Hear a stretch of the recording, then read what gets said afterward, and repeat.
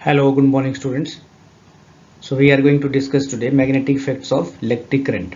So I am taking here very short answer type questions carrying 1 mark each.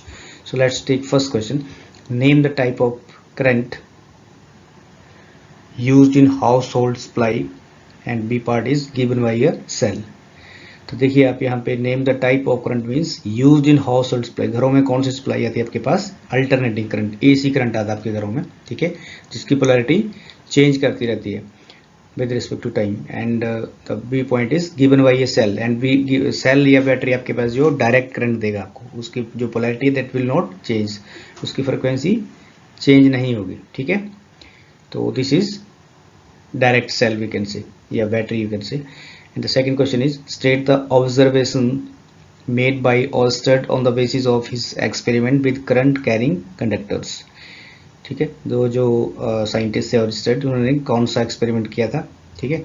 तो the answer है इसका the electric current passing through a conducting wire produce magnetic effect. तो उन्होंने बताया था कि current is passing to any wire then it produce a magnetic field. जब किसी वायर में करंट फ्लो करेगा तो वो मैग्नेटिक फील्ड प्रोड्यूस करेगा, ठीक है।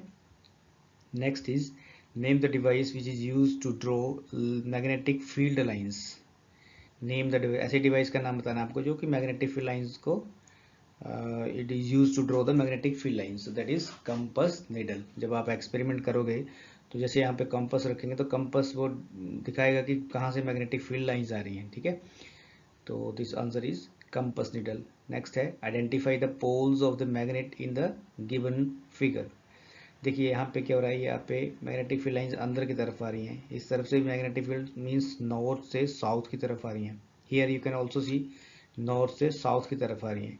यहाँ भी क्योंकि अंदर की तरफ लाइंस आ रही हैं मींस नॉर्थ से साउथ की तरफ आ रही है, means both the poles facing each other represent south pole in nature as the magnetic field lines outside the magnet moves from north to south pole. तो ऐसे दिख रहा है, इस एरोज से आप देख सकते हैं कि ये नॉर्थ से लाइंस साउथ में आ रही है, यहाँ भी देख सकते हैं नॉर्थ से साउथ में आ रही हैं, इसलिए बाहर की तरफ ऐसा लगता है कि लाइंस बाहर से अंदर की तरफ आ रही हैं। Normally they are entering, it means both the poles are south pole, okay. So let's take next question. The question number 5 is state the direction of magnetic field in the following case.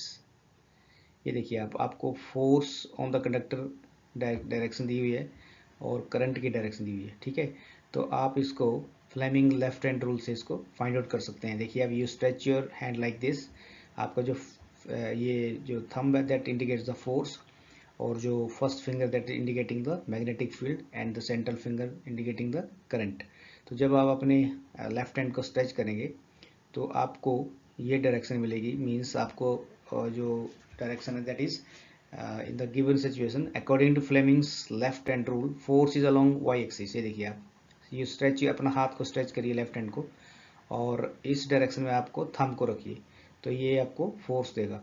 Current is along x axis और अपना जो ये वाली finger है इसको इस तरीके से स्ट्रेच करें कि ये करंट की डायरेक्शन में आए, ठीक है। क्योंकि these two things are given to you, आपको फाइंड आउट करना है magnetic field. So magnetic field क्या होगा?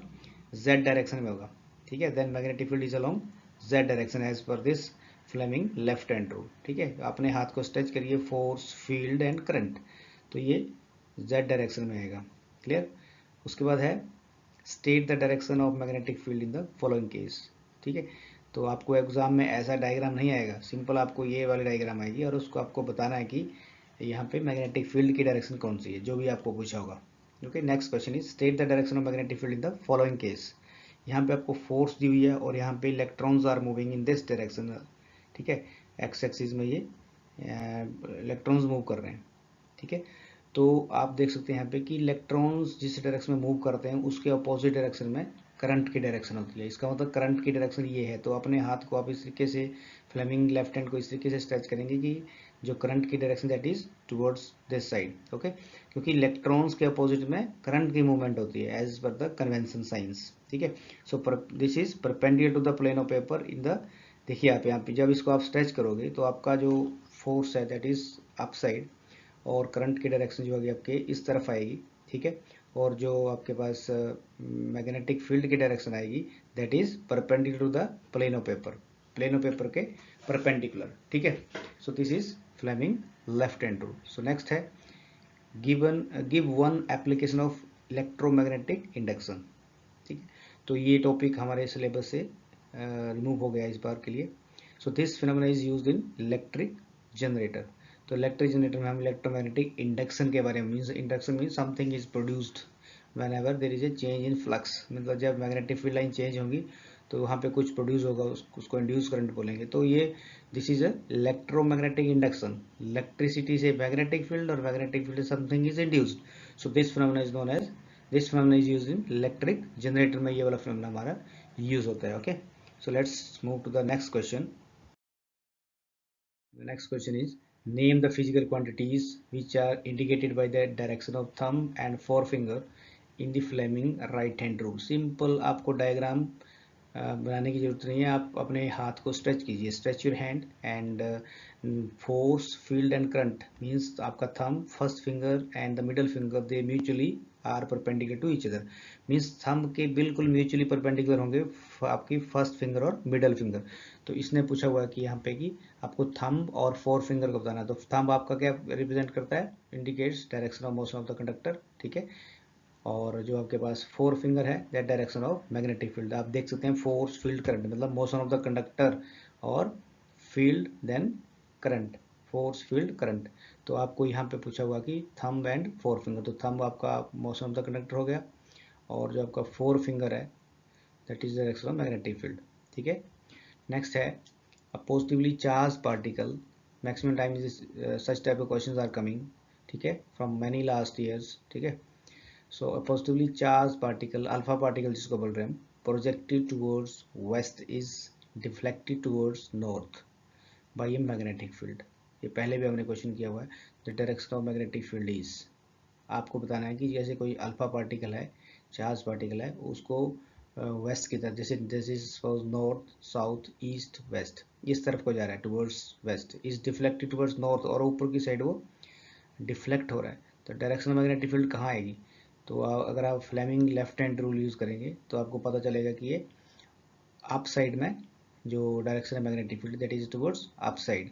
तो आप फिर से Fleming left hand rule use करिए, तो आप देखेंगे कि एकदम से जो यहाँ पे लिखा हुआ कि जो आपके पास alpha particle that is projected towards north, west से वो नॉर्थ की तरफ डिफ्लेक्ट हुआ। तो अपने फिंगर्स को वैसे रख देंगे आप, तो आपको पता चलेगा यहाँ पे कि ऊपर की साइड डिफ्लेक्ट हुआ। और आपका लास्ट क्वेश्चन है the diagram shows a coil of wire wound on a soft iron core forming an electromagnet। देखिए आप यहाँ पे ये कोई वायर्स, कॉपर वायर्स हैं, ठीक है, गुड कंडक्टर वायर्स हैं, they are wrapped on this type of we can say coil, ठीक है। और उसके अंदर एक सॉफ्ट आयरन रखा हुआ है, ठीक है, सॉफ्ट आयरन रखा हुआ है। Current is passing through the coil in the direction indicated by the arrows, और करंट इस डायरेक्शन में चल रहा है। देखिए आप एरो देख सकते हैं, you can see this diagram. तो इस तरीके से वो करंट मूव कर रहा है एरोज की डायरेक्शन में। Mark the north pole and south pole, मैंने यहाँ पे डायग्राम बनाई हुई है। तो उसमें पूछा कि जो सॉफ्ट आयरन है वो कैसे, ये आयरन कोर जो क्या प्रोड्यूस करेगी, यहाँ पे नॉर्थ पोल कहाँ आएगा, साउथ पोल कहाँ आएगा। तो students this is very important point, मैंने आपके लिए यहाँ पे डायग्राम बनाया हुआ है। तो आप देखिए अगर करंट आपका इस डायरेक्शन में चले, मतलब क्लॉकवाइज चले, तो वो एंड जो है साउथ आएगा, और अगर वो करंट जो है वो एंटी क्लॉकवाइज डायरेक्शन चले तो वो वाला एंड जो होगा नॉर्थ पोल होगा।